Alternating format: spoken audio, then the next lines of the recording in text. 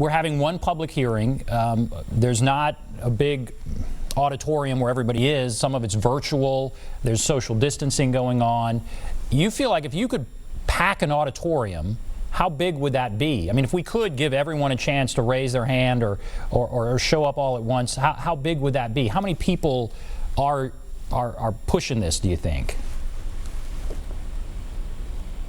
Yeah, I mean, I think if we look at what happened on Saturday, that is one indication. I also want to lift up the work that is being done nationally to defund the police. That really comes at, for us, for me, it comes to me from the Black Lives Matter movement, right? It comes from organizations like Southerners on New Ground, organizations like BYP 100 and Dream Defenders and Center for Popular Democracy and Policy Link, who have been using invest, divest, and have been saying let's invest in people, divest from policing and jails. And so this is a national movement. We see people showing up, not just in Nashville. We're seeing people show up in DC. We're seeing people show up in Durham, North Carolina. We're seeing people show up in Florida and in Atlanta to close jails, to divest money from policing, and to put it into innovative ways to address harm.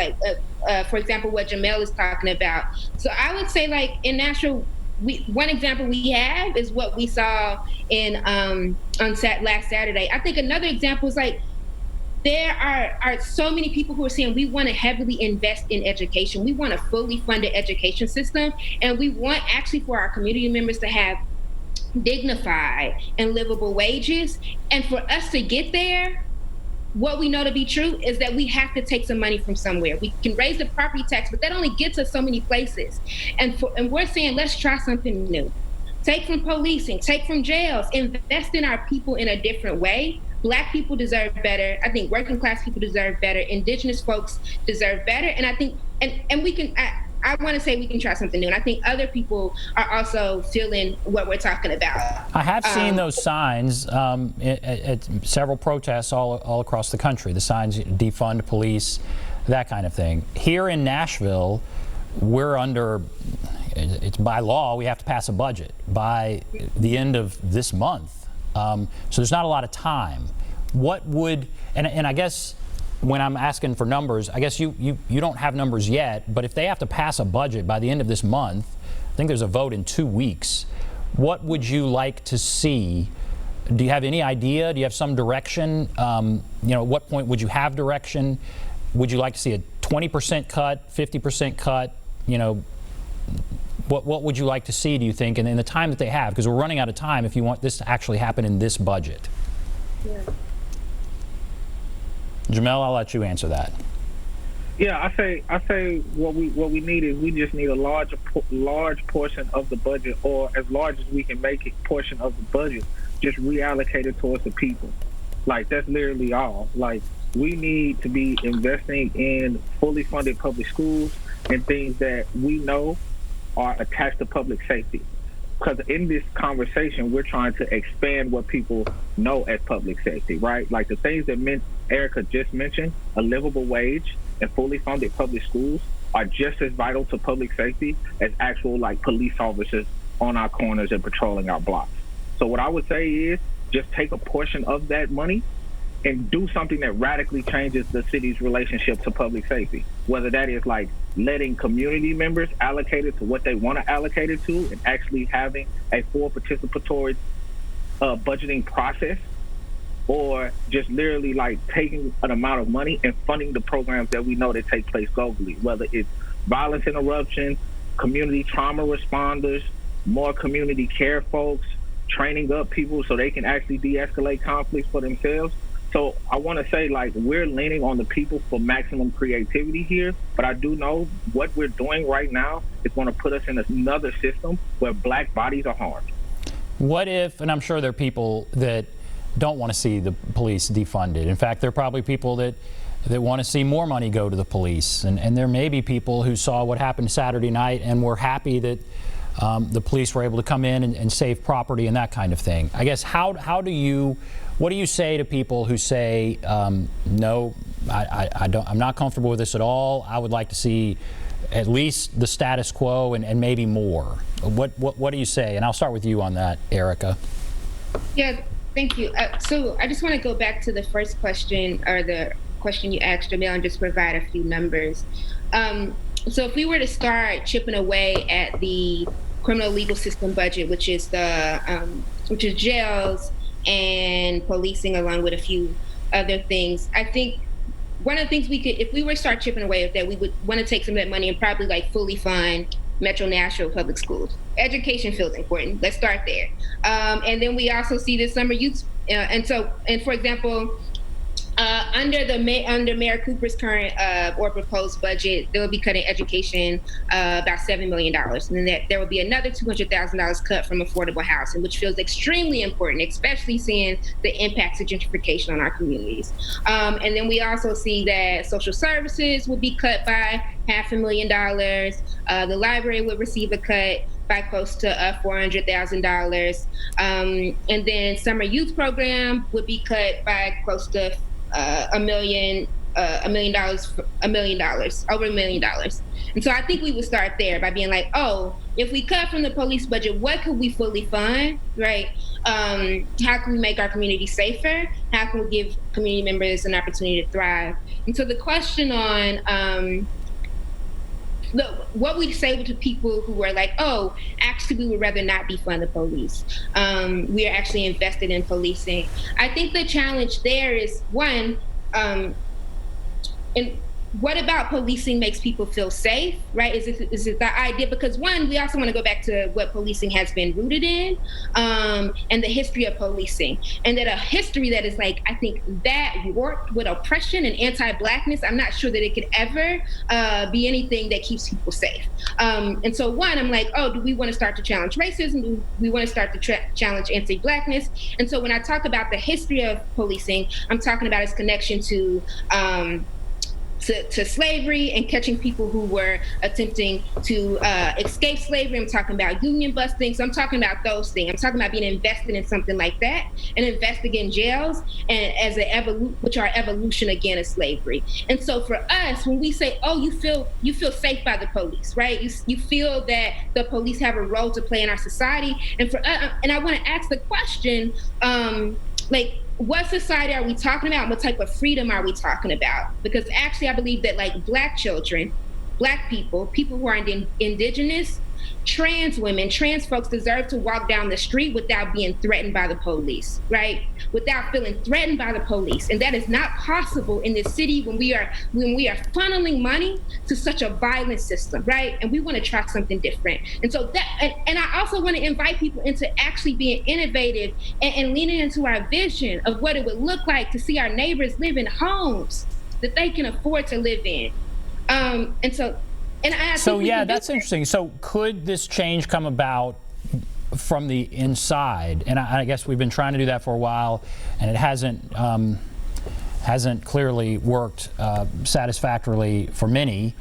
Could that come, instead of defunding the police, is there a way to kind of work within the organization to transform the organization, to make it better for all, I guess?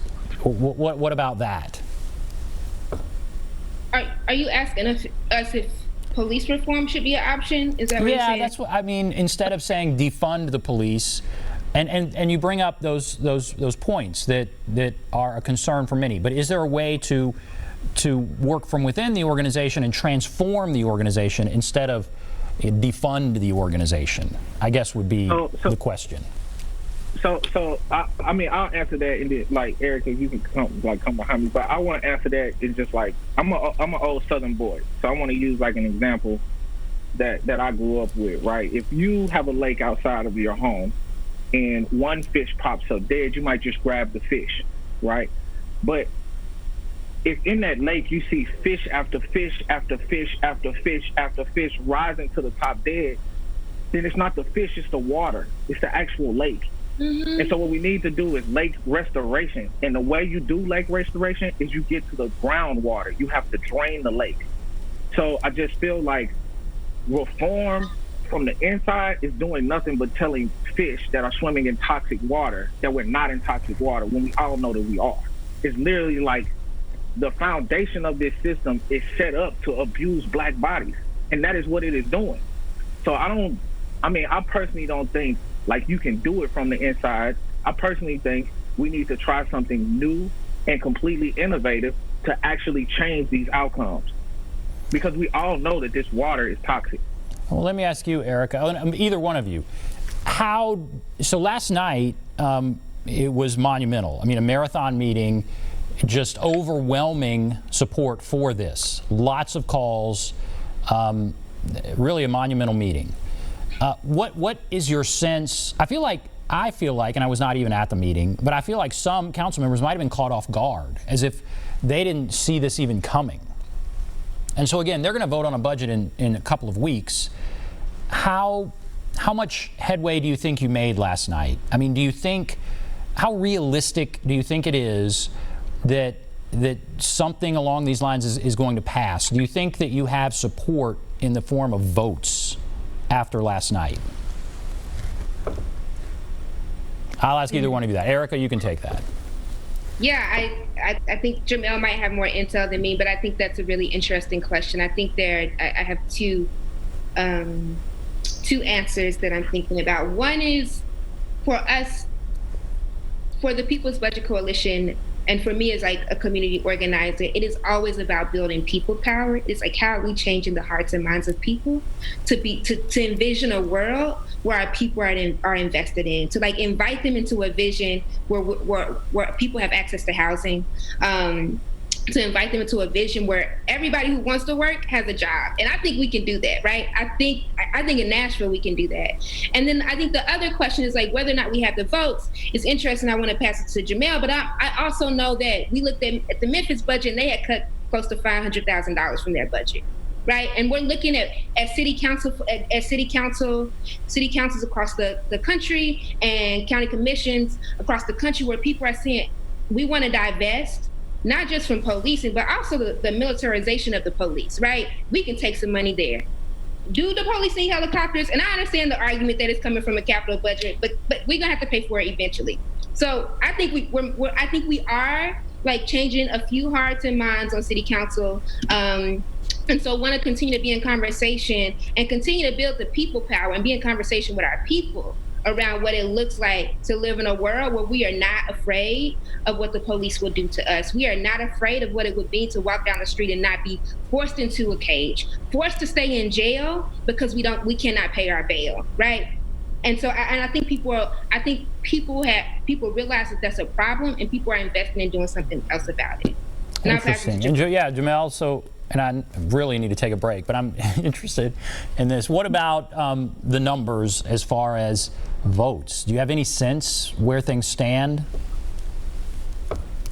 Yeah. So I'm gonna answer this like this. Like, the people set the agenda, and so when you ask me that question, I want to say like the people are the ones who set the votes. So we know that we have city council people that are in the council chambers, but we also have people who are demanding that we defund police and invest in our communities.